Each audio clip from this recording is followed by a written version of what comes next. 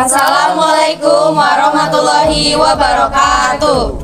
Halo semuanya, perkenalkan kami dari kelompok 4. Di sini kami akan memaparkan tentang esai yang telah kami buat yang berjudul Strategi dan Inovasi dalam Optimalisasi Pencapaian SDGs 2030 dengan fokus pada Zero Hunger, yaitu goal kedua. Sebelumnya, perkenalkan saya Ayumi Yusuf Aisyah. Di sini saya sebagai moderator dan rekan-rekan saya Nasila Nadine Nugraha. Saya Nazmi Alia Mukbita. Saya Kaila Aurora Putri. Saya Bergita Baru Ginting. Saya Muhammad Gazali Pratama. Yang pertama ada mengenai penjelasan tentang SDGs dan goal kedua. Materi ini akan dijelaskan oleh Nasila Nadine Nugraha. Kepadanya saya persilahkan. Terima kasih banyak moderator atas kesempatannya. Jadi, SDGs atau Sustainable Development Goals adalah agenda global yang diadopsi oleh Perserikatan Bangsa-Bangsa pada tahun 2015 untuk mencapai pembangunan berkelanjutan hingga tahun 2030. Jadi, salah satu tujuan mendesaknya adalah goal kedua. Fokus pada goal kedua SDGs adalah menghilangkan kelaparan dengan mencapai ketahanan pangan dan gizi yang seimbang, serta meningkatkan pertanian yang berkelanjutan. Oke, materi selanjutnya yaitu ada pentingnya inovasi yang akan dijelaskan oleh Muhammad Biarzaki. Kepadanya saya persilakan. Nah, masalah kelaparan global dan ketahanan pangan adalah isu yang cukup serius yang mempengaruhi banyak negara, terutama di wilayah-wilayah yang belum berkembang. Nah, jadi ada beberapa faktor yang saling terkait, termasuk kemiskinan, politik, konflik, perubahan iklim, dan ketidaksetaraan dalam distribusi sumber daya. Tantangan-tantangan yang dihadapinya antara lain adalah bagaimana perubahan pola curah hujan, penyusutan tanah subur, dan juga ketahanan terhadap hama dan penyakit. Berikut adalah beberapa inovasi yang sudah diterapkan dan juga berhasil, yaitu adalah sistem pertanian hidroponik dan aeroponik, yaitu adalah untuk menghasilkan tanaman di area yang terbatas, dan juga pemanfaatan drone dan kecerdasan buatan untuk memantau kondisi lahan dan tanaman secara real time. Inovasi ini tidak hanya meningkatkan produktivitas, tapi juga berkontribusi pada keberlanjutan stabilitas ekosistem. Oke, materi selanjutnya yaitu ada teknologi untuk ketahanan pangan. Dan materi ini akan disampaikan oleh Bergita Berginting. Kepadanya saya persilahkan. Terima kasih moderator. Oke, melanjutkan materi dari Biarzaki ya. Kita tahu berarti ketahanan pangan ini tuh tantangan besar.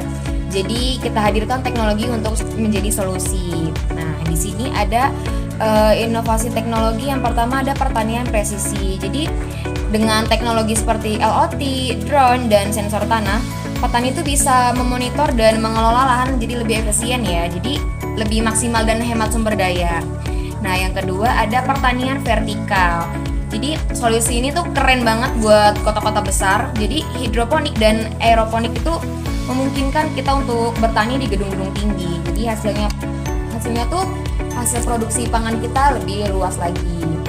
Nah, yang ketiga ada protein alternatif. Nah, masa depan ada di kita dong pastinya. Jadi protein nabati dan daging sintesis jadi opsi untuk kita mendukung pola makan berkelanjutan tanpa menguras sumber daya alam. Nah, yang kedua ada digitalisasi rantai pasok. Nah, jadi ada pelacakan distribusi pangan yang menggunakan sistem digital. Jadi distribusinya tuh lebih transparan. Jadi konsumen itu lebih tahu dari mana makanan mereka berasal dan produsen bisa lebih responsif. Terus ada pengurangan pemborosan. Jadi data digital ini tuh memungkinkan pengelolaan stok jadi lebih baik. Jadi pangan yang sebelumnya terbuang bisa dimanfaatkan lagi menjadi lebih optimal. Terima kasih moderator. Oke, nah selanjutnya ada strategi nih untuk pencapaian Zero Hunger atau SDGs kedua ini, dan materi ini akan disampaikan oleh Kaila Aurora. Kepadanya saya persilahkan. Oke, terima kasih moderator. Jadi sini langsung aja saya akan menjelaskan tentang strategi untuk pencapaian Zero Hunger. Jadi yang pertama itu ada diversifikasi pangan lokal. Jadi itu kita bisa memperluas jenis sumber pangan lokal untuk meningkatkan ketahanan pangan, memanfaatkan potensi sumber daya alam di setiap daerah. Lalu ada pelatihan petani tentang praktik berkelanjutan. Jadi kita tuh memberikan pelatihan kepada petani mengenai teknik pertanian ramah lingkungan seperti penggunaan pupuk organik dan teknologi modern untuk meningkatkan hasil panen tanpa merusak ekosistem. Lalu ada pemberdayaan perempuan di sektor pertanian. Jadi kita mendorong peran perempuan dalam pertanian melalui pelatihan, akses terhadap sumber daya, dan keterlibatan dalam pengambilan keputusan di sektor pangan. Nah, yang terakhir ini ada dukungan kebijakan.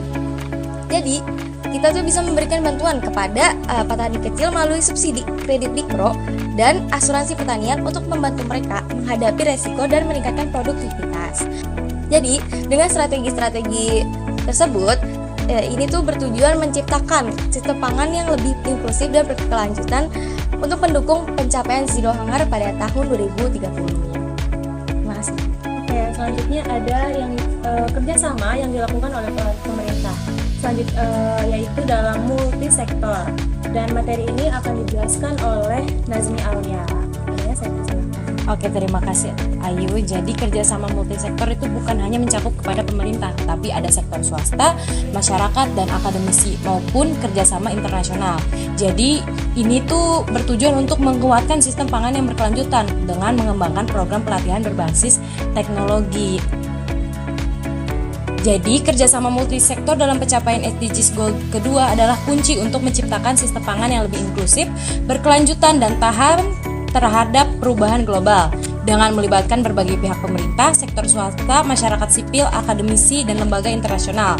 Kita dapat menciptakan solusi yang holistik dan efektif untuk mengakhiri kelaparan, meningkatkan ketahanan pangan, dan memastikan akses pangan yang bergizi untuk seluruh dunia. Oke, jadi kesimpulan dari esai yang akan dibuat yaitu adalah Zero Hunger ini merupakan tujuan kedua dalam SDGs 2030 yang menekankan pentingnya mengakhiri kelaparan global melalui pendekatan holistik dan berkelanjutan. Untuk mencapainya diperlukan kerjasama global dan kebijakan yang mendukung akses pangan yang merata sangat diperlukan.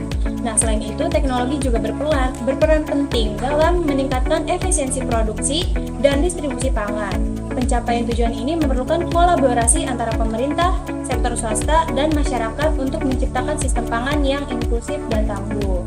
Jadi sekian pemaparan materi dari kami. Kurang lebihnya mohon maaf. Wassalamualaikum Warahmatullahi wabarakatuh.